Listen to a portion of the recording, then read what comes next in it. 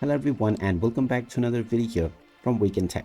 In this video, I'm going to show you how to delete any audio clip from your timeline on the KineMaster editing app. So let's get started right away.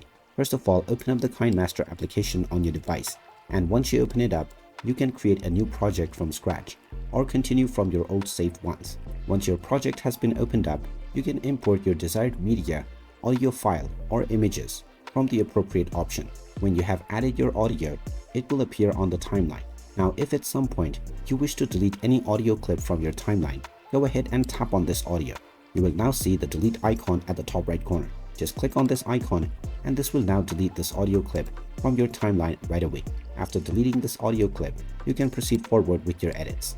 And there you have it. That is how easy it is to delete any audios from your timeline on the KineMaster editing app. If you find this video helpful, make sure you hit that like button and subscribe to our channel if you haven't done so already. Also ring that notification bell to never miss another update from us. Thank you for watching and I will see you again in the next video.